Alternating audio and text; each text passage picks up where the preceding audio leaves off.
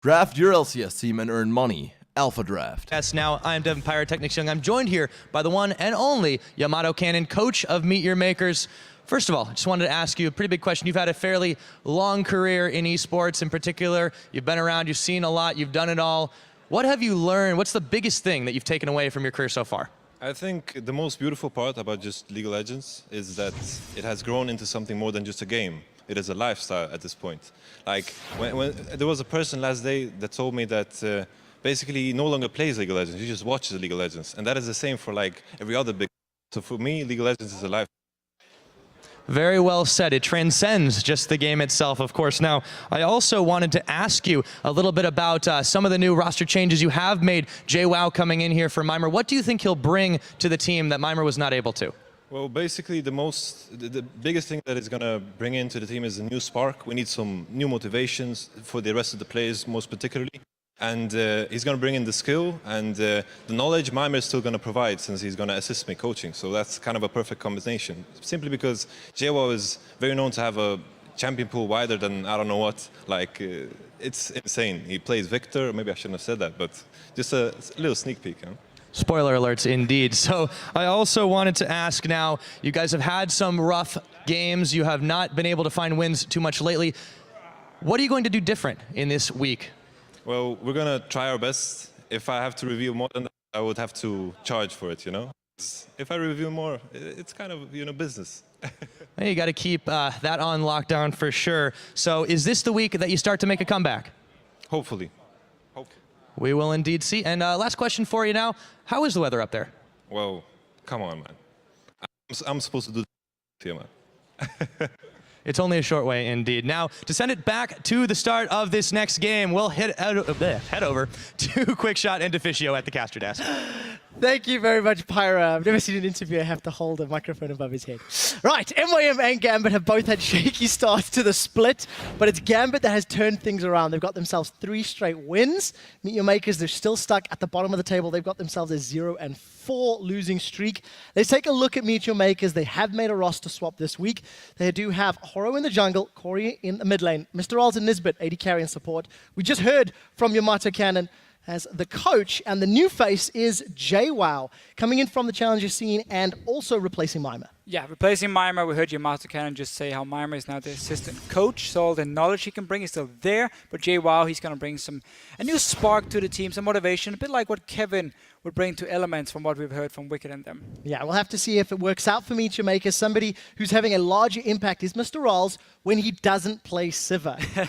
You know, this is a guy who's really not showed up, unfortunately, during the course of the Spring Split. Yeah, support changes for Mr. Rales so many times. 4 different supports in the last year for him. It's made it very hard to actually stay at the top level as an AD carry. And then just MYM as a team, there hasn't been any synergy or teamwork for them, so it's been just like you're kind of on your own, and as an AD carry early on, that's very tough. So their opponents have earned themselves some teamwork and synergy. It is Gambit Gaming. Unfortunately, because of Nick's illness, he's also been substituted this week. So let's pull up the roster card for Gambit, Cabochard, Diamond, Pinoy, Edward, their coach Leviathan, and a new player on the roster is Betsy in the mid lane. Yeah, young challenger mid laner, plays mainly assassins. So a bit like what Nick tried to do, but didn't really accomplish too much. Betsy comes in here. Great mechanics, but very, very little experience. And obviously never played in the LCS before, so he's probably going to be very nervous going into this week for Gambit. Well, we'll see how he handles his nerves. He is coming up against a team who has been struggling quite significantly. Yeah. MYM 1-7 at the moment, and as we said, they're on a 4-game losing streak. Gambit 3-game winning streak. The one thing I do want to highlight, Nidalee, I think is going to be important. Diamond had a phenomenal performance last week, and we're actually seeing Nidalee bans, which I was not expecting during the course of today's games. No, Nidalee still being a very strong pick, and yes, Diamond said, why wouldn't you ban it against me? I will take it every single time, and I will beat you. Another champion for them, or for Gambit, is Kalista for Pinoy. Played it last week in both the games, had a very good game, and should we say a lackluster second game for him where he actually fell behind, but it's still a champion that's so hard to deal with if he gets rolling, and I think Pinoy is going to go for it again today if it's open. Yeah, and we'll have to see if he picks up that Blade of the Rune King again. I mean, it is his style, it's fine. Regardless of who he faces. We're about to jump into picks and bans in a moment, so I'll be talking about them at the for the time being.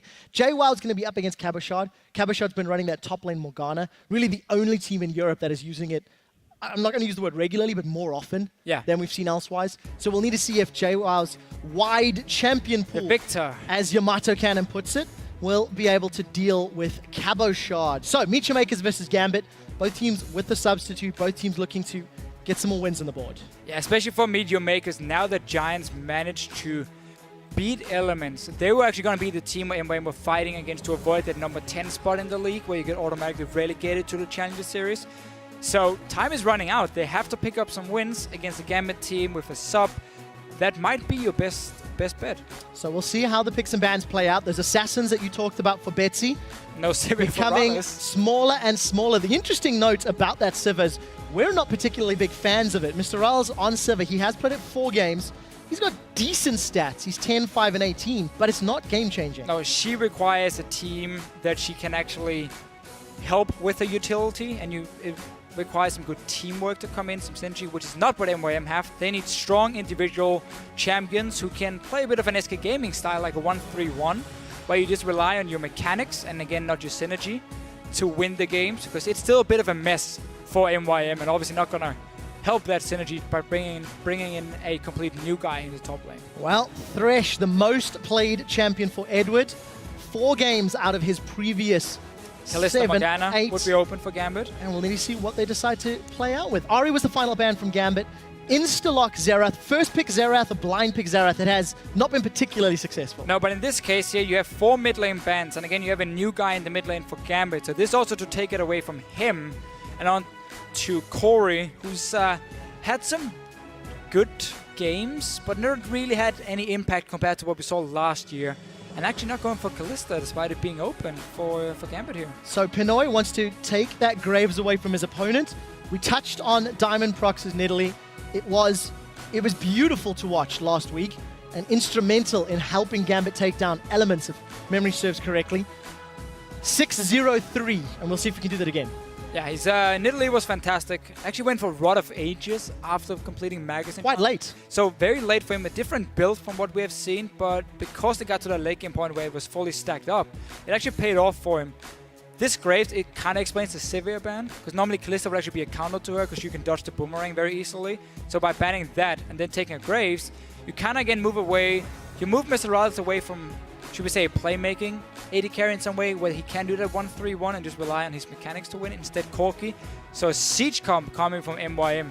Fantastic strong mid game, but we have seen this before from them where they failed to use their power spikes and just ended up losing. Yeah, we'll see if MeetYourMakers can gain any sort of advantage. Wave clear, not the strongest for Gambit Gaming at the moment. They've got themselves some good burst. They've got themselves some poke, if they want it, in the form of Diamond Prox's Nidalee. So, Ezreal mid here, we have seen it today already from Nuke Duck. And we have seen more and more teams talking about these double AD compositions, but in this case, if they pick Ezreal here, while he can farm against the Xerath, he's going to get pushed into his turret over and over, and that turret is going to take a lot of damage, and then it's a very easy rotation from MYM with the Corki to pick it up, and you have way more poke than Gambit is going to have just because you have a Graves already locked in on their side. Well, I'm not entirely sure I like that Annie pick for Edward either. You've got range poke, double AD with a Graves, which is non-traditional as well. If you're going to go double AD, why not first pick the Corki? We'll see how this works out. MYM have rounded out their siege poke power with some hard engage and a very aggressive front line. The dive buddy combo of Rek'Sai Aurelia is going to be very scary if MYM can get the very squishy side of Gambit behind. Yeah, keep in mind, there's 0 peel from Gambit. They can take Morgana here as the last pick if they want to, but into an Aurelia, that's a tricky matchup for her. Would provide a Black Shield, which is enough to stop the ZC coming from a Leona-Aurelia combination onto, let's say, the Graves or the Ezreal. But MYM actually have a lot of options here. They can 1-3-1 with the Rek'Sai in one lane with his ulti, obviously Aurelia the other one, and then you have that massive amount of AoE damage from the Corki Xerath, the long-range poke, the wave clear in the mid lane to push down. Or you can just go 4 together and just have the Aurelia on her own in a 1-4. So there's a lot of options here for MYM with their comp. I have no idea what Gambit are putting together in this team composition. They've now rounded it out with a Renekton. If they do not get a lead in the laning phase, on MYM. this is a very, very awkward team composition. However, if Diamond can use Nidalee's early presence, which is lower in 5.3, maybe. But I don't know if I like this. No, I agree. I mean, Gambit is not going to win due to the team comp they're going to have to just outplay MYM as either individually or just as a team, be better, you know, at shot calling, rotations, everything. Because you have an Ezreal mid lane who's going to get pushed in by the Xerath, and then you don't really have any proper wave clear to stop that MYM siege coming in around the 15-20 minute mark. At the same time, your main engage is going to come from Annie, so she's going to rely on having flash ready if you want to hit the backline of MYM. Otherwise, Leona and obviously the Irelia is just going to turn it around every single time, dive the backline with zero peel from Gambit, and just pick off a squishy target, because Nidalee, Ezreal, and Graves are all going to be easy targets for Irelia as long as she gets a good start to the game. We just caught a glimpse there of Leviathan. Last week when he spoke to him, he was saying that in the Gambit camp, their motto is it's a process. And we'll have to see if their process has led them to discover something that maybe we don't know. There are your team comps, hashtag MYM win or hashtag GMB win. You've got a much more, I think, succinct team composition from MeetYourMakers with their new man JWoww on the top. In Gambit, they're going for a little bit more of an individual play team comp. Yeah, the only thing I actually would have loved to see from MYM was like a Janna pick instead. And it was hovered. It was hovered, but they went with the Leona, which doesn't really fit into this siege combination with Corki and Xerath. Janna here would have made it nearly impossible for Gambit to ever engage. What is the Renekton going to do? Slice and dice in, Monsoon out, you're done. That's it. Sending the next guy, okay, he's going to die because he's an 80 carry. Or Nidalee who's full AP. So I really feel like that would have been a better pick. Yeah. But now, if you do manage to land the poke from Xerath and Corki, you have that hard engage option. Yeah. And then you have the Rek'Sai and Irelia following. Still for Gambit, I really want to see how they play. When you play double AD, it's all about, again, playing where your dual lane is, because you need to make sure they're safe and they can push their lane, get the outer turret down as fast as possible, and then obviously have your Ezreal in the mid lane being joined by this AD carry later on and take the second turret, and you take 2 outer turrets. You ignore your top laner. He can just do whatever he wants. It doesn't matter. You take first 2 towers, and then you take the wards, because you need to flank ward all the time when playing double AD. I'm very sorry for keep talking here, but this is actually a very interesting point. So you need to ward your flanks, which means once you take down the first 2 outer turrets, you push up to the next wave, and again, you get these deep wards in, and suddenly you can keep going in towards the turret. So that's why they picked Renekton, to just sit on his own and survive. Well, we did have a bug splat, but Deficio has ranted his way through the little pause, and we are into game. We are into game as MeetYourMakers take on Gambit. I do want to touch on something you did highlight. The vision is going to be important for Gambit, and the one thing I like from Leona is it can punish misplays and positional errors, which is something Gambit has been very, very guilty of. That's true. In multiple games in the past. Yes. So let's keep that in mind in terms of playstyle. However, both teams have replacements. We are on to the Rift. Yes, we are. For MeetYourMakers, who are currently 1-7 in that relegation spot 10th, whereas Gambit 3-5. A 3-game winning streak, they're looking to make it 4. Really like your point about Gambit. They have a unique ability to do everything right, and then randomly get caught out and die and lose the whole advantage. Can't do it in this game. So much damage and CC from MYM to catch you out. 3 stuns, 4 even with the Leona having 2.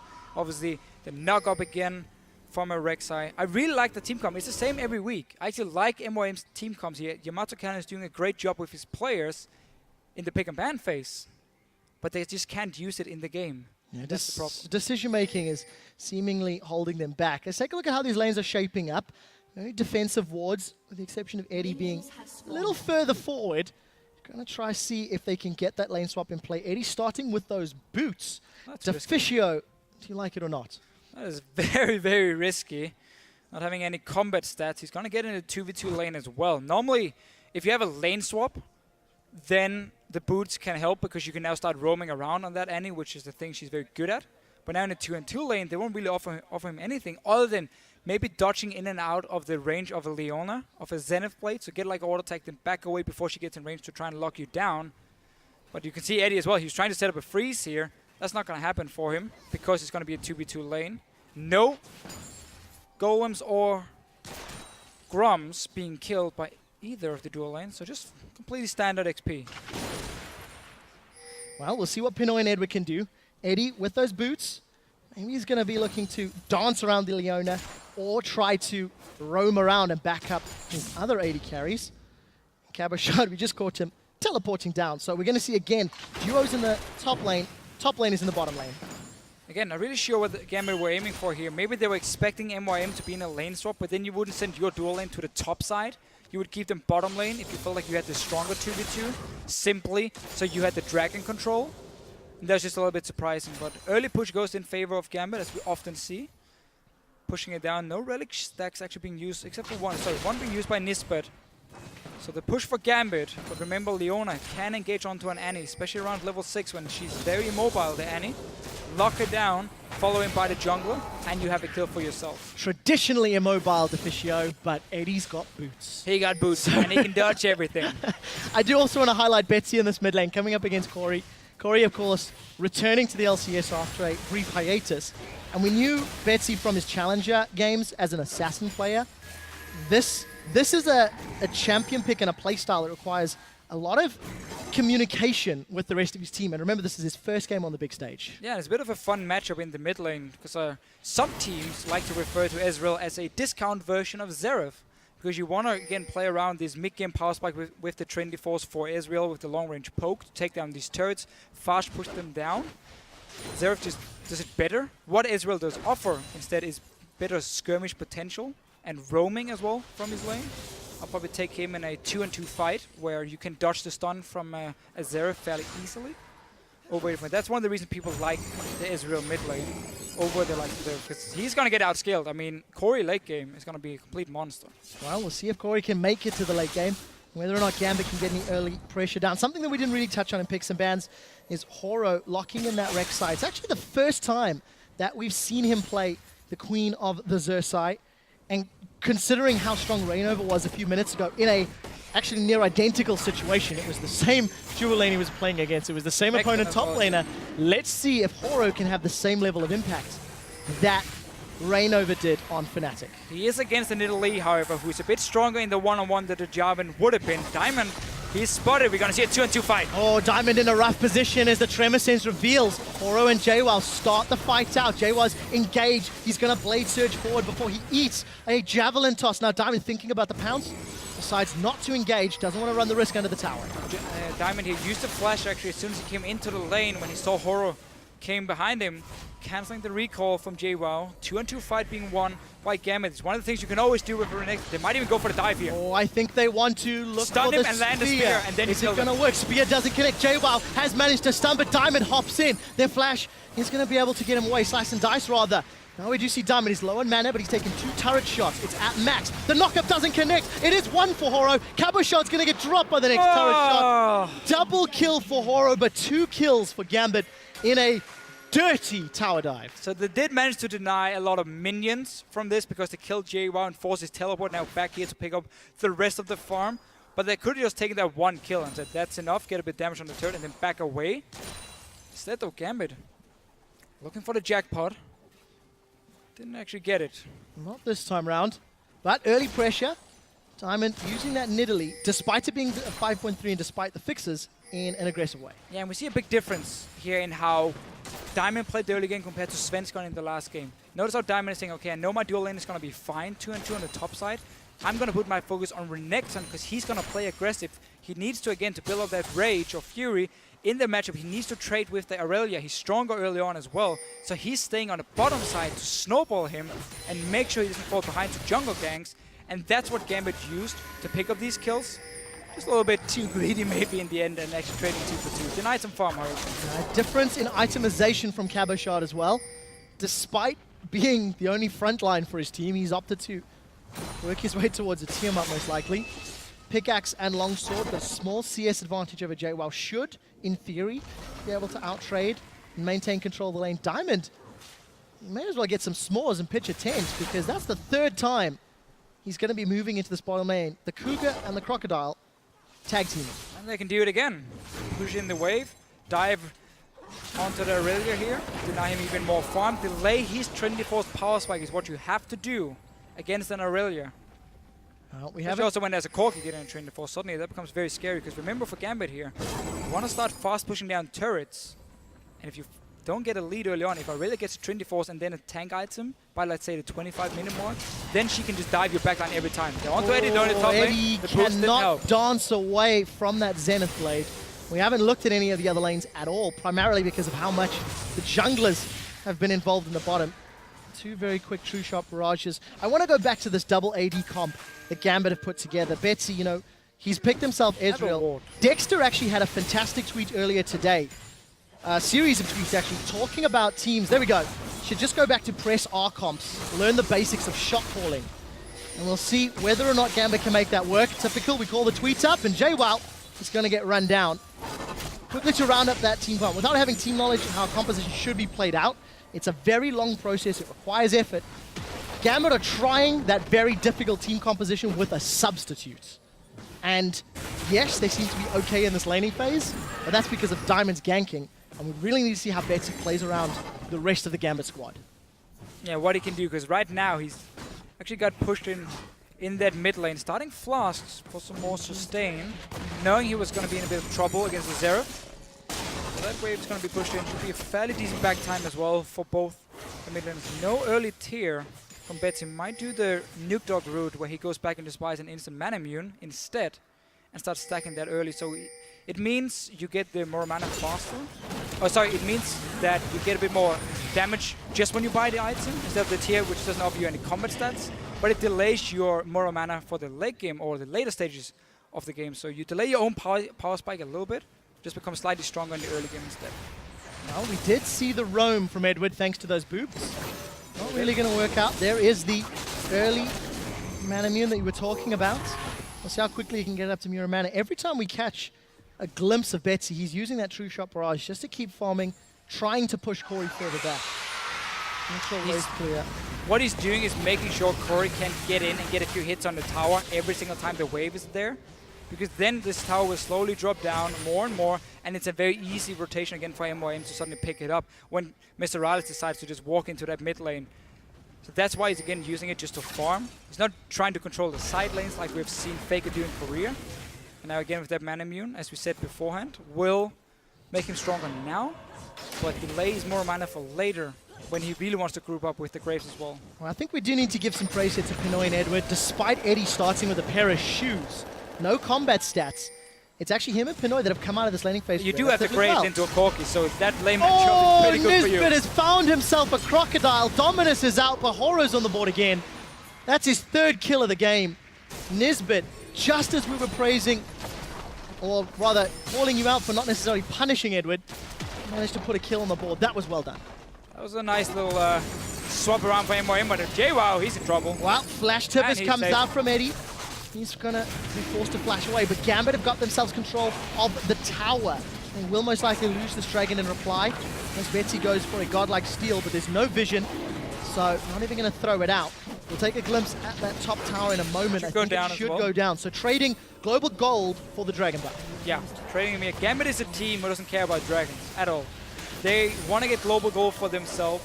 In pretty much every game they play, they only take the dragon if it's free. If they just want a team fight and it's up, then they go for it. Otherwise, they're happy making this trade for themselves. Now again, you can send Pinoy, who's sitting on PFSL pickaxe, because he got that farm, he got the tower as well, so he's still a lot stronger than the Corki. Gambit needs to use this now to control that lane for himself. Even though there's no tower, once you push the wave down, all the way down to the tier 2 turret of MYM, then he goes to the mid lane, and he starts pushing that one in, chipping away on these turrets here, because Gambit needs to get the outer turrets down.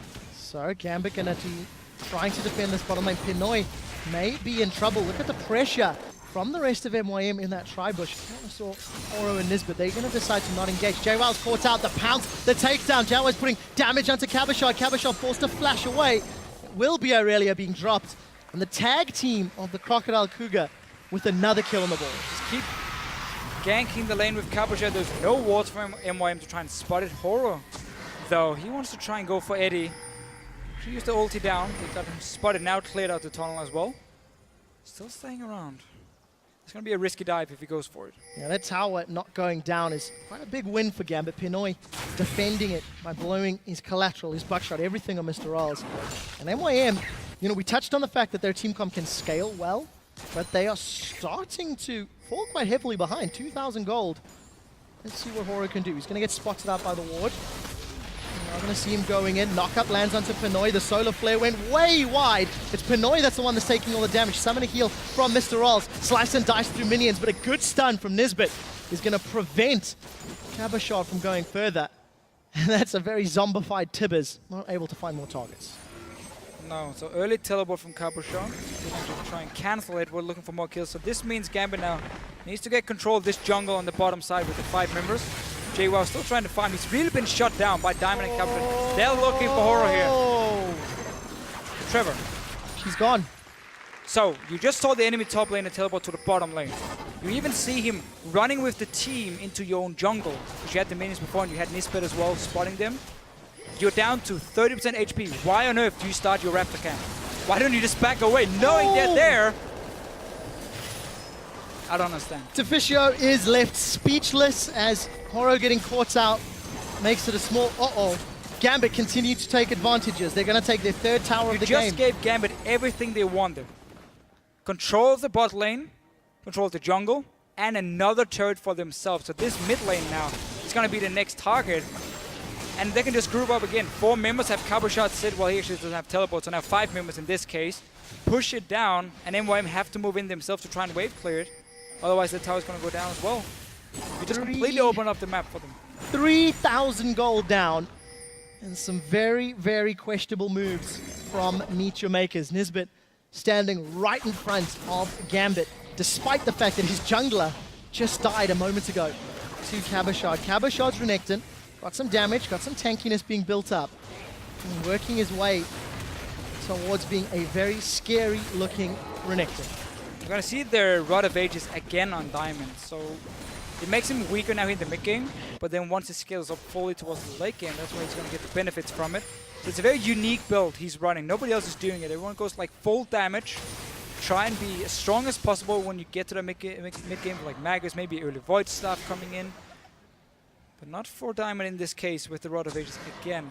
Only problem for Gambit is still the wave clear on MYM. So if they go 5 mid lane, Corey is able to clear those waves very, very easily. I'm very glad you mentioned that. I was just about to bring it up. MeetYourMakers, despite being down, do have the tools they need to stall the game out. Corki plus Xerath, plus even Irelia's ultimate, can be used very effectively. Yeah, but Rylis is in the bot lane, so they're not in position. Now.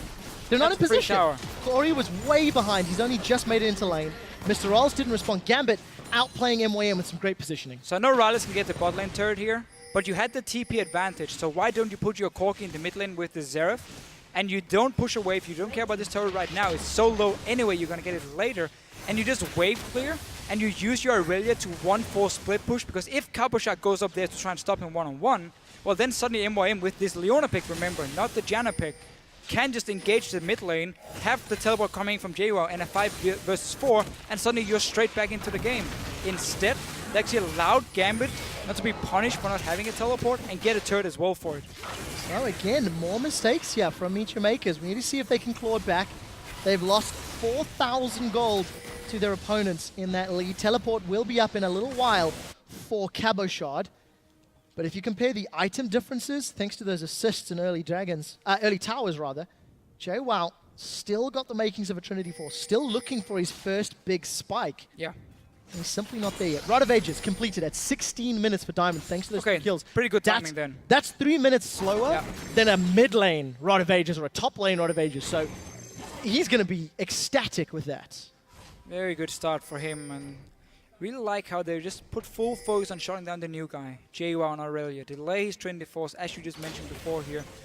You want to get around again 15-16 minutes is standard timing for it. Not going to happen in this game. And again with MYM falling behind now, because they lost these turrets here. Dragon is spawning in 4 seconds. Gambit can move in and set up for it. They have 2 pink wards, 2 double upgraded trinket totems as well for both Diamond and Cabochon here. So putting a lot of focus on the wards, because they have that goal lead and they can engage with Eddie. He has flash ready as well. Well, let's touch on some of the items as we do build up. You can see Betsy got himself those Lucidity boots as well as Mana Crystal, so maybe working towards Iceborne Gauntlet. So not being an AD carry, moving the caster route is actually something that Tabs mentioned earlier today. When those Ezreal's not going a traditional AD carry route, relying on their Mystic shots, relying on the poke and the harass. We'll see if it works out for Pinoy. Yeah, you can see Betsy actually going, again, Iceborne Gauntlet, so putting more focus on kiting in these fights here, then straight up like all-inning a target with the Trinity Force we would otherwise see. But that was just a free dragon for Gambit. Moving down, plays a few wards. MYM knew they couldn't walk in and face check them, so just standard play from them. Something I want to highlight, look at Gambit moving through the jungle. Last week, the same Gambit team was invading and stepping out of position alone. Pinoy, in a post-game interview, even said, I made mistakes. I was overconfident and moved around. We are going to see that little blue trinket being used. Nisbet and Mr. Rolls, they're about to run into a whole lot of trouble, but back away just in time. Just sitting back at their own turret. They're still waiting. It's actually exciting. Exciting? It is. It's not the word I would use, Deficio. It is. Look at Corey. They're on a hunt. Corey's not going anywhere. Betsy's the one that's in trouble. He's about to find everybody. And he did. What? Wow. Itsy Bitsy Spider gets squashed under the boot of MeetYourMakers. But what will this cost MYM? Gambit. All right, Corey recall. Go down and play this. Or does he have ulti? He does not have ulti. He used it to kill Bitsy. They're moving down. They're forcing them away. It's fine. So Gambit was setting up the trap. They're waiting for someone to face check. And then Betsy actually got surprised because, well, why would Nisbet be standing there in the first place anyway? The MYM trap was greater than the Gambit trap. And it was a kill credit, again, going to Horo's Rek'Sai. We touched on that Rek'Sai pick. It wasn't necessarily impactful in the laning phase, but with all of the kills and the gold in his back pocket, Horo's going to need to find some engages on these 280 carries. He's going to need to try find a way past this Iceborne Gauntlet that Betsy's going to be completing in a few minutes. Oh, Nisbet now finally actually walked into the bush and flashed away because Gambit was no longer waiting there.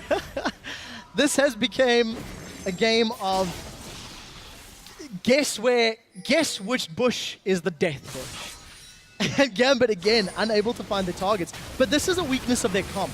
Unless Eddie can stun somebody up or Cabochard can run them down, there's not really a lot of opportunities for them. Very true. Again, they're going to lose in terms of the poke damage against a Zeref and a Corki. You don't really have, again, fast pushing abilities on a tower. Graves with the fairly short range. Obviously, the Renekton won't really add anything there. So again, you can really group up as 5 and just start walking down a lane, because then Zeref and Corki will beat you.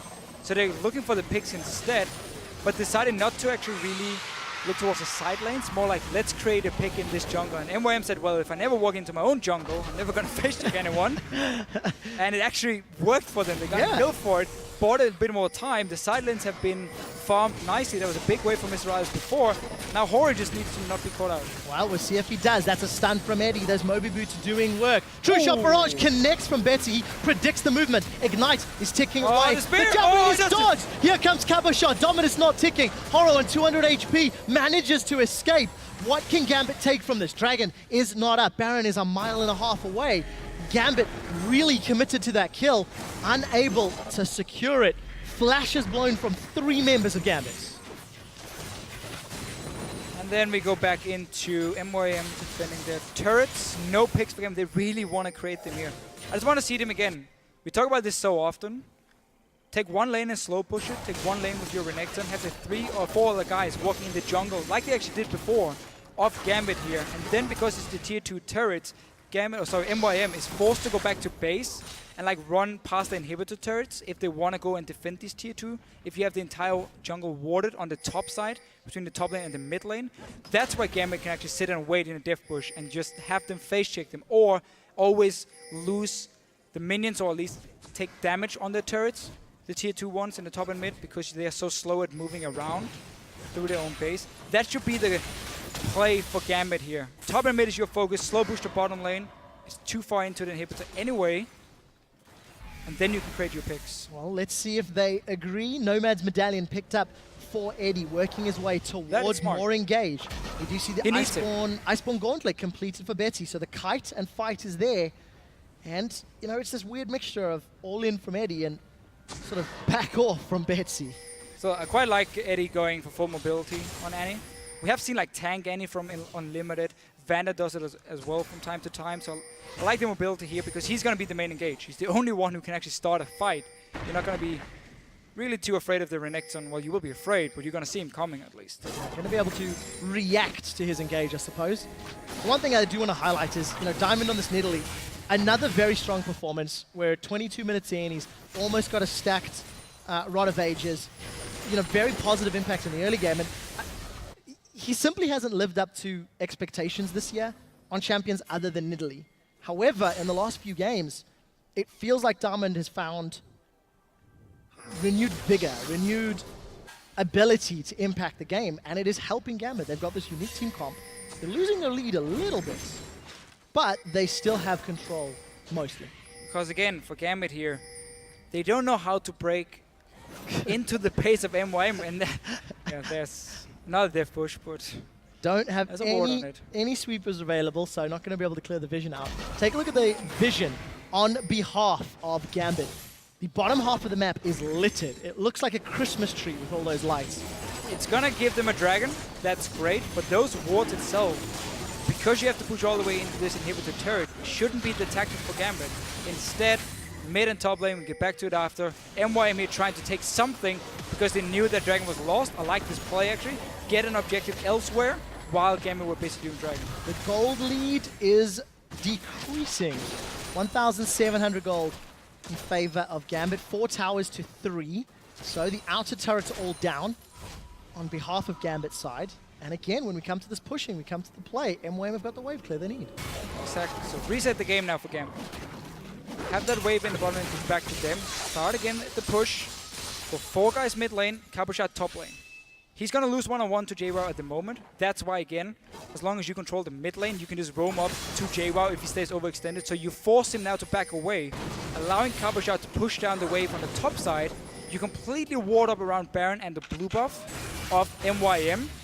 And again, you have that fast route between the mid lane and the top lane to take down these last 2 turrets. You don't have to worry about the wave clear because Xerath will be sitting in the mid lane with the Corki. And then you can take the top turret. That's how you can open up the map. And then suddenly you start baiting out this Baron now, forcing MYM then to move in and actually take the fight, where they have to face check you with this Annie with the flash tippers. That's how you take them away from their turrets, away from this wave clear, into straight up fights. But Gambit has just been running around on the bottom side of the map for the last 10 minutes, where MYM is never going to move in because they're just going to set an inhibitor on wave clear anyway. And if you look back to Gambit's victory last week over Elements, it was actually punishing Elements in the jungle that allowed Gambit to win the game, that allowed Gambit to regain control. So if Gambit can find that same mixture with Nidalee leading the way, which is what Diamond did, throwing out those javelins from the side lane, running down his opponents, that could be the way they pull themselves back into it. We did see Pinoy pick up that Ghost Blade. Blade of the Rune King getting closer for Mr. Riles. That gold lead becoming next to insignificant. Randuin's and Triforce picked up for JWoww. So there's been really big item breakpoints for both of the respective teams. But MYM, they're going to be happy with this slower pace. For sure. I mean, we're missing the key thing for Gambit here. Oracle Lens on 1 or 2 members. Pink wards, again, around that Baron. MYM has been able to, while they don't have a ward now, at least not get completely zoned away from it. They have the Scrying Orb as well completed for Mr. Rales. And there's just been no threat from Gambit to actually start that Baron objective or push 2 lanes at once. So again, MYM has just been able to have that cannon of Xerath, place him in the middle of a lane and say, well, you're not going to get past this guy. Well, Pinoy couldn't even get into the lane. Took 1 Arcano Pulse and 2 shots of that right of the Arcane. He was forced back. But unfortunately for MYM, there's nothing to take from it. They did get vision into Gambit's jungle, so let's not completely underplay Corey's damage that he put out. And that's also something that you do have to give credit to Corey for. He has individually shown up. His Jace play in particular from 2 weeks ago, I think it was, stands out. And he's got the damage and he's got the squishy opponents to take charge of this game. But to Fisher, we're going to be in for a long one because MYM really, really want to play for the late game. Let their team come through the scaling they need. See if Nisbet can land some solar flares. Yeah, and Gambit simply unable to really push the lead they've had for quite a while. Well, And maybe that's because of their team comp. No, well, yes and no. Okay, the team comp doesn't make it easier for them. Yeah. But they're simply just not playing around the right lanes and the right objectives. They keep again going back to this bottom lane and they're like, oh, we're gonna bait up this dragon which is not even alive. And then MYM is like, fair enough, we don't care, do whatever you want.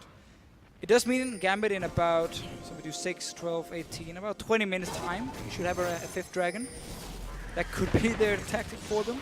Next one coming in 1 minute and 40 seconds. So my math was a little bit off because I didn't actually realize it was about to start. Fair enough. We'll forgive you. You were able to do arithmetic. That's more than we can say from the Challenger We do casters from 14 yesterday. minutes instead. So, managing to work that one out. The pace has slowed to an absolute crawl. MeetYourMakers, thanks to forcing Pinoy away, got some deep vision into Gambit's blue buff area of the map. We'll see if they make use of it. Teleport is available for JWoww. With a minute 20 on the clock until the next dragon, you can see Diamond with that upgraded Greater Stealth Totem hopping over the wall to get some vision down into MYM's jungle. And MYM also replying. I'd like to think a fight could break out around this dragon, but with the amount of poke from actually either side, there's the threat that the fight could be over before it begins. Fight. They've jumped onto JWoww. JWoww's tanked up a lot, but he's going to flash over the wall. What did they use for that? Tibbers was out. Collateral damage was used, and JWoww has teleport with wards to go to. That could be trouble for Gambit if MYM are decisive in starting that dragon quickly. Well, ulti from Pinoy should be ready in time. Can't say the same for the flash on JWoww. So another death bush being set up. And again, doesn't really manage to find a kill. The flash is still important, meaning it's a lot more risky for JWoww now to dive the back line of Gambit. Horo now left all on his own, pushing up. He's going to get stunned. Pinoy going for him. No collateral damage. Pinoy trying to get the auto attacks out. We do hear that Ghost Blade tick from Pinoy. He's going to carry on chasing. There's flashes for both. Everyone is coming. Here comes Diamond and Cabochard. Never mind. But one thing that I do want to highlight, Betsy doing well, CSing effectively, being where he needs to be with this caster zoning Ezreal. More importantly, JWoww's top lane performance for MYM, it has been an improvement over Mima in recent games. So we do see Horo, he's gone in. Dragon secured for Gambit. That is number 3 Back of away. Now 5. the fight for MYM now. Dragon is already gone, so they don't have to take the fight. You want to land the poke first with the Corki and Zeref. They didn't manage to do that. Instead, put the attention on this mid lane here. First time we see MYM really push onto the turrets of Gambit. Should be able to get some damage on it. Actually, no, they have to be careful. It's going to be a flank from Diamond, like he did against Elements. Yeah, and it's what worked for Diamond against Elements. He was able to find the javelins in that game. Unfortunately, not able to find them this time around. You said that last Bispo was picked up by Betsy, so those Mystic shots are going to hurt just a little more. Cabochard controlling these side lanes. Gambit have run out of steam. They had a decent laning phase. They earned themselves an advantage with Cabochard Renekton. They got towers, and then they hit the wave clear wall that MeetYourMakers have put down. So for Gambit on their 3-game winning streak at 30 minutes, I don't think they're looking that great. And for Gambit right at this moment, what they're saying is basically, okay, there's a lot of wave clear. We can't really push on their turrets. Or we already got 3 dragons, so we don't have to do anything. We can wait for that 5th one. But it's just so risky, because again, it allows MYM really to get back from a fairly poor early game. And it allows Corey to get to the late game on a Zeref, making it even harder for Gambit to really do anything. And once we get more armor as well on JWoww, against the likes of an Ezreal and a Graves, it's going to be very tough for them to take him down. So it's going to be more about Gambit suddenly like kiting around in the fights like they did against Elements, where we had Diamond jumping around on one side, Betsy with the Iceborne Gauntlet, with the slow obviously on the other side, and just trying to split up MYM and really try and get onto the backline suddenly with the Corki and Zeref. So you're going to have to see. The late game team will be very different for the two teams. MYM's side, it's all about not getting flanked around. And Gambit is about not getting poked down. So there's one beautiful part of MYM's comp that's going to play into their favor if Gambit go for the Dragon victory. If Nisbet can get a solar flare when Gambit are on Dragon 4 or Dragon 5, that could be game changing. But there's so much pressure on Nisbet to lock members of Gambit down. The only benefit being, if Gambit are focusing on the objective, they have less opportunity to kite. They have less opportunity to move around. And Nisbet's solar flares have been wide this game. Just a little bit. One of them actually hit, and that was a good one. But we're 32 minutes in. They needed a little more. Danes take their time. It's not about what you do in the start of the game, Trevor Quickshot Henry. It's about the 5-man solo flare that comes later that will win you the entire game. We will have to see in the late game. Elements were punished for a mistake against Giants in game 1 of the day. We'll see if Gambit or MeetYourMakers get punished, because the tools are there. So, Dragon should be spawning in the next 2 to 3 minutes. And that's going to be where we'll have more action. JWoww's found Cabo Shard. And she's bailed pop. There's a lot of tankiness and a lot of trading back and forth. We do see Horo's caught out by Betsy and Pinoy. Now JWoww, he decides he wants to fight. Eats a javelin toss. JWoww, you've totally gone the wrong way. And Pinoy finds a kill. That was not WoW at all. Summon a heal forced out of Corey. Betsy is running Horo down. Mystic Shock goes wide. Solar Flare slows Betsy. Javelin from the background. That's a massive jump from Diamond. Two-man stun from Eddie. Gambit find 4 kills in quick succession. And they peel for Baron. Straight for the Baron itself. What just happened? I'm not sure what JWoww was trying to do. I mean, he was setting up a flank, but as soon as he was spotted by Cabo Shard, he tried to like run away, and then he saw Diamond, he went back, and just a bit of a, I don't know. Deficio, the definition of a flank to me does not include running into 5 members. This is the worst guerrilla warfare tactic that I've ever seen. Very true. And Gambit managed to actually punish it. Chase for some more kills. In the end, they get the stun onto Corey. Let's see, it's Cabo Shard flashing in. There we go with Diamond. Deficio Should have been a Baron as well. Diamond was such a good leap, pounce rather, in that Cougar form. 4 kills, a Baron. Did they get any towers from that one? Not just yet, but they have the ability to push those towers down. And Gambit have completely regained control. So even though they're Baron now, they still can't go 5-man and just push on 1 tower. So we're actually back to the same as before the Baron was picked up, where Gambit still has to control at least 2 lanes at once that are pushing down with the buffed up minions. Otherwise, MYM can wave clear it. You can maybe dive. There's no flash for Eddie, however, so it can be tough for him to land the Tibbers, or you can wait for the Dragon. Or you can wait for the Dragon. It's only a minute. It's 50 only a minute. seconds for Gambit. Just pushing in a few of the waves. Let's see what they want to do here. Now they actually got the waves pushing at least in mid and top lane. That's it. Well, we'll see what Gambit decide to do. I know I keep quoting This is Leviathan. good. This is fine. But it's a process, and Gambit have taken 35 minutes and a Baron buff to start pushing. This is going to be a easily contested tower. First time they split up in 2 lanes and pushing down at the same time.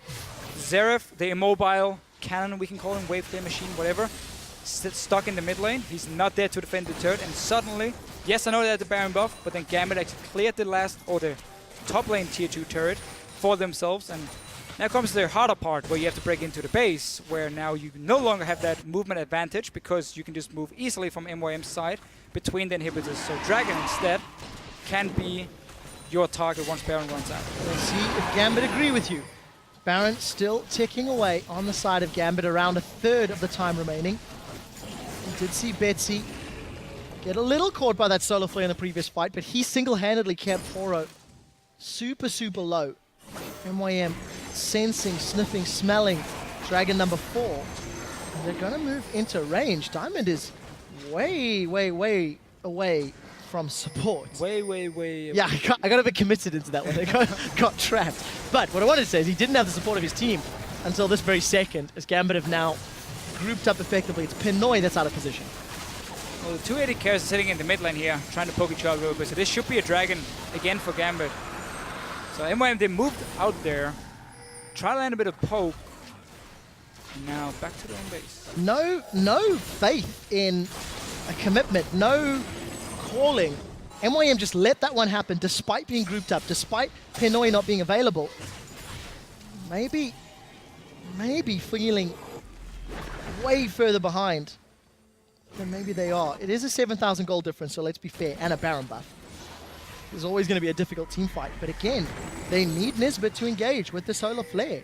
MeetYourMakers need to catch someone from Gambit out and not let Gambit use this kite and fight team composition to their advantage. I don't even think we've seen them use the team comp to kite and fight. They haven't needed to. Haven't needed to, yeah. There's not really been any fights going on. Just a lot of lanes being pushed down now, and a lot of dragons being killed. Poor dragons. Nisbet actually onto the diamond here. Can they?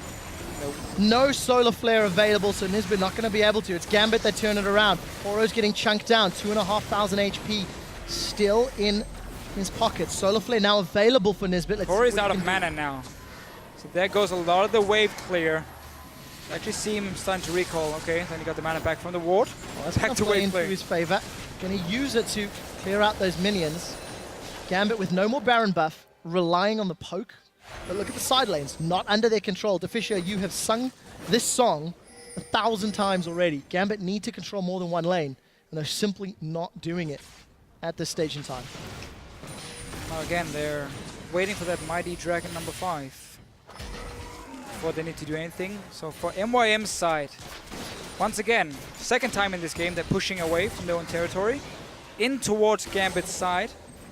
If they can create a pick, they can still win this game, because Gambit has simply not been able to really close out the lead. And now we're going to get a team fight. That is a massive crocodile. Corey and Nisbet caught out. Solar Flare hits nothing. Nisbet needed to make that count. Eddie is going to be zoning away MYM, and that will cost him his life. Gambit secured 2 in reply for 1. What more can they take? MeetYourMakers in full retreat. Betsy, Arcane Shift over the wall, looking for more targets.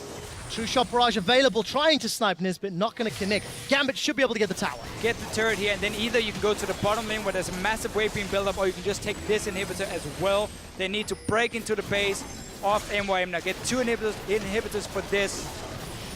Then Gambit should be able to close out on the next push. Absolutely punishing MeetYourMakers' decision. MYM finally... All taking the base. Hey, I thought base gates only worked for your team. Gambit managing to show they can hop, skip, and jump through. Massive, massive minion wave. That's 2 siege canyons sitting with them in reply. Gambit secure the turret, decide not to commit. We do see the Zenith Blade. Pinoy is going to use that QSS to get away. Right to the Arcane, unable to find a kill. Betsy is going to be using the last of his mana, slows down Nisbet. Solar Flare up in a moment. He didn't get the or two. reset. JWoww unable to find the target. Didn't True manage to Shot kill the Barrage minion. in return. So Gambit get an inhibitor, they get 2 turrets. Was it 3 turrets actually? And they accelerate their Goldie to 10,000. Baron's up in a minute, Dragon's up soon. Let's see the fight again here. It's actually, again, MYM moving into the jungle of Gambit. It's a bit of a weird play because, again, you don't want to be caught here with a Zeref and a Corki. You want to sit and poke. So once the fight breaks out, Cabochard is a massive tank. He can just dive the backline all he wants. Great tipples from Eddie. And fairly easy cleanup from Gambit. And this was basically all they needed. MYM to move away from their own turrets and into a fight. So 2 things to note. That is exactly how Gambit beat Elements last week, with Diamond from the sides flanking in the jungle with the help of Cabochard. Secondarily to that, Gambit are in the lead and winning because MeetYourMakers have simply not put a positive play on the map. They've simply not moved around. They've let Gambit have anything and everything they've wanted. And I want to go back to those Dexter tweets from 30-odd minutes ago. He was talking about how teams need to have a lot of communication. They need to understand how double AD comps work. And Gambit, yes, they're in the lead, but they've not pushed the side lanes. They've not been in control of the map. It's been nothing but the comps here for Gambit and MYM actually, except for MYM just pushing it down. That's a very one way of saying it. It's been a long game. It's been a long game. It's been a long game indeed. 41 minutes, 10,000 gold in the lead, 5 towers in the lead, an inhibitor, 4 dragons to 1. Gambit have got every single number in the green tick on their side of the map. 1 minute to dragon. I think they want it. That being Gambit. Well, of course. You got 4 dragons already. Why would you stop now? Get Baron, get Dragon, get the game. Baron, Dragon, and 3 inhibitors. Let's see. All right, of course, you have to go for complete domination here. Every objective, the dream. This is actually MYM's chance of coming back in this game. Not anymore. It's not Deficio. MYM have got destroyed. Nisbet with the late solar flare. They're in full retreat. Oro is out. Nisbet is out. Gambit looking for more. Mr. Rolls got no mana. Mystic Shot does not manage to connect. Betsy flashes. Does get the second. Last tick of mana working out to get Mr. Rolls. Betsy continues the chase. Diamond is now running down Corey. He pounces in. Doesn't find a target. Corey sidesteps the stun. Betsy eats the missile barrage. Gambit have peeled away. They don't want the dragon. That's a 2-man stun from Eddie. Gambit are going to look for the Nexus. They've got the minions in the top and the bottom wave as well as the middle wave. And they are going to lose Betsy, but it's not going to matter. 30 seconds, 50 seconds, 60-second death timers on the side of MeetYourMakers. And Gambit, it's not been pretty, but it's going to be a win. That's 4 games in a row for Gambit after losing their opening 5. I think it's very clear that they were just missing a bit of the shot calling here, and Nick often provides. He's a very smart player, but a win is a win. You have a sub for this week. His Nick is out sick. Gambit, while they can't be happy about the game itself, hey, four wins in a row now. Something else I do want to highlight as we got towards the end of the game there. Every member of Gambit had upgraded their trinkets, 3 of them with those greater stealth totems. Big smiles on the face of Gambit. They've turned their split around. 0-5 in the front half. 4-0 then to close out their first 9 games. They're no longer in that relegation zone, and it's MeetYourMakers have to somehow claw it back. Yeah. 1-8. Yeah, and again with Giants beating Elements, suddenly they have 3 wins on the board now. This makes it look nearly impossible for MYM with the way at least the games are going for them. And I was just looking at the player camps during the game. Nobody really talks, nobody smiles. Like, you can see this is a team who has a lot of problems, a lot of things they need to sort out. They tried to make a roster change, brought in JWoww, kept again Mimer as an assistant coach to help out Yamato Cannon and the team. So they have a fairly good setup around them. But when it comes to in-game, It's just not working. it's just not working. There's no synergy, there's no nothing. At some point, you need to step back and talk about Mr. Alls and Nisbet. JWoww had moments that were good. Horo had moments that were good. Corey's had moments that were good. I simply have not felt that way about Nisbet and Mr. Alls, either as a duo or individuals, all that often. 9 games in the spring split. Mr. Alls, who was one of the most touted AD carries from last year, is simply not living up to his pedigree, not living up to expectations that I think he could live up to. Again, it's the whole, you change support so many times. You went from Mixer to Weebo Failure to Kasing, who's now in H2K, obviously playing the next game, to Nisbet here. So you change so many supports over 2 splits. Yeah, in a year, 2.5, we can say now. We actually crossed the halfway point of this split. It's very tough to constantly build up synergy and also keep finding support who can actually perform well enough. Yeah. Compared to the other dual lanes they are facing. We heard Tab say on the analyst desk how the bottom lanes in Europe are getting better and better. And if you don't improve at the same rate, you are going to get left behind. Basically, you're stuck down here where Nisbet and Mr. Rales find themselves now. It's not looking good enough for them at all. We talked about how Leona came into a bit of a siege comp instead of a Janna. Yeah. There were multiple team fights where the Janna could have worked out really well for them to stop Gambit diving the back line. And yeah. Well, I'm looking forward to hearing what Tabs has to say about that. It's the second double AD comp that we've seen today. And for a dive into that Gambit win, let's set up on stage where Pyrotechnics is waiting to talk to Eddie. Thank you very much. Quick shot now. I am standing here with the Big Eddie himself. First of all, congratulations on 4 wins, really turning your split around. But I wanted to ask you about this composition. You guys picked a very, very coordination-intensive one, and you did it with a sub. Can you walk me through a little bit of why you made that decision? Thank you for congratulations. And I think we just played so much scrims with Betsy past couple of days. And we noticed that people used to ban a lot of mid laners against us. So one of the choices was to play double AD carry. So we just practiced that, and it just worked out. It certainly did work out that game, and again, really well played there. I also want to ask you about how having that sub, you said you played a lot of scrims with him, how has it really affected the team dynamic in the interim while Nick is out? It actually didn't change anything. I was actually feeling like we were playing with Nick, but it was like a different voice. Well, I suppose when you can trade one in, trade one out, that works pretty well for you. Last question here as well. You seem to have, in recent games, found your serious footing with Pinoy. Can you describe how that's kind of worked out for you in the last 4 games? I think our synergy is not that perfect. I mean, it's like we still have so much room to improve. We're just playing duo queue all the time. We're just hanging out together and trying to communicate as much as we can. Thank you very much, Edward. Now we're going to go ahead and send it back to Shocks and Tabs at the analyst desk. There we go. Thank you so much. Another victory coming in here for Gambit. Very interesting that he said, I didn't really notice that we weren't playing with Nick. It was kind of just like another voice. And you also brought out, it was pretty much the diamond show for a lot of that. Yeah, I did think Diamond was the one that really carried this game. He managed to make the early game plays, and even in the mid game, he was the one that set up all the action in this game.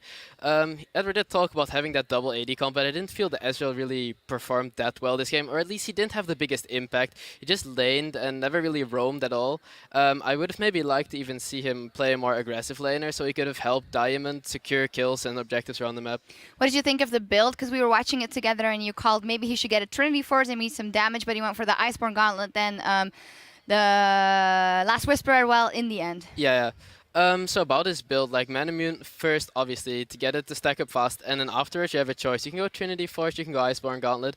In this game, I would have preferred to see a Trinity Force. I don't think there was a need for an Iceborne Gauntlet in this game. It wasn't too poke focused, so the slow didn't really set up into much, and the Trinity Force would have added a bit more damage and especially a bit of mid-game strength. Yeah, they did manage to close it out in the end. As you said, Diamond doing very well. Pinoy getting some kills in the end. Let's quickly touch on MYM. They are struggling. You played versus them a lot last season. And it does seem really that Mr. Rawls is not performing the way we used to see him. Yeah, we always used to say Mr. Rawls is an elo hell, like his teammates are dragging him down, and he's performing so well in the last season.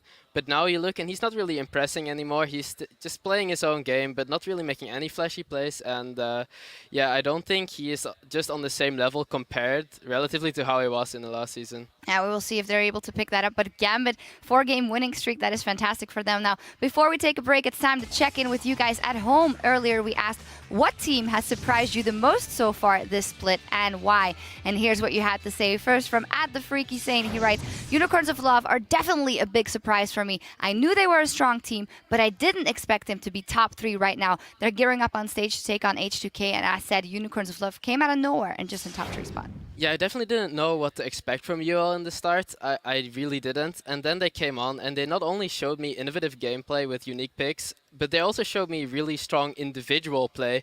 So they don't only win by cheesing their opponents with like picks that they don't expect, they also manage to just outplay them at every turn. Yeah, and build a strategic plan around those picks as well. Our second tweet is from @Scorch13NLG. It has to be Elements, the most dominant team in Europe last split. Adds a powerhouse 80 carry and falls flat so far this split. Well, apologies for that one. Oh yeah, it's me being replaced, obviously, so yeah. Like I said before, I think the Elements, their problems, they're still there. The change just brought in a different type of AD player, but the changes, the problems surrounding the team, they're still there. Nothing has been really fixed, and that's why they're looking further now. They're trying to get in Kevin and make some more changes. You said before that you thought that the Kevin would change the dynamic in that team coming in there with a loss like they suffered today. How are they going to have to come back from that? Well, it's definitely a bit of a mental blow. They were so far ahead with their new player, doing so good, and then just dropping the ball and losing in a really weird fashion like that. It was really defeating. You saw Froggen being really down about it, and yeah, the whole team suffered a bit of a mental blow, but I think they'll realize they did so well this game. They did so many good things. Mm-hmm. The loss is just like the defeat screen, They actually did really good in the game itself, so there comes that realization. Yeah, let's hope they can go off that. The third tweet is from @XVBloodVX, tweeted, Fnatic has surprised me the most. I was nervous when I heard 4 players were changed, but they've shown a strong split so far and taking down SK Gaming on top of everything. Yeah, Fnatic coming into this, I definitely didn't know what to expect because they changed so much. They got new players on almost every position. Just Yellowstar building up the new team. They even got in foreigners, 2 Korean players. And you never really know how that's going to end up. So coming into this split, they've actually surprised me with how good their team play and communication is. Especially because they have 2 foreigners. They do manage to communicate really well, and they seem to be bonding as a team really well as well. Yep, absolutely. Our last tweet comes from @GeniusTro. Definitely SK. Since I began watching LCS, I've never seen them as a top-notch team. They have by far beaten my expectations. There we go again. Yeah, of course, the by far joke. SK here, last season, they were also a really strong team, top contender, but they just lacked kind of the individual skill. And now with these 2 replacements, Forgiven and Fox coming in, they still have the same strategic prowess, the same strategies around the ball lane especially, but now they just have so much individual talent to add to that and individual outplay that they're just unstoppable. Yeah, unstoppable. Fnatic did beat them, but I don't think that's going to be too much of a blow. As you say, they have that individual talent in there. Thank you guys very much for sharing your insight.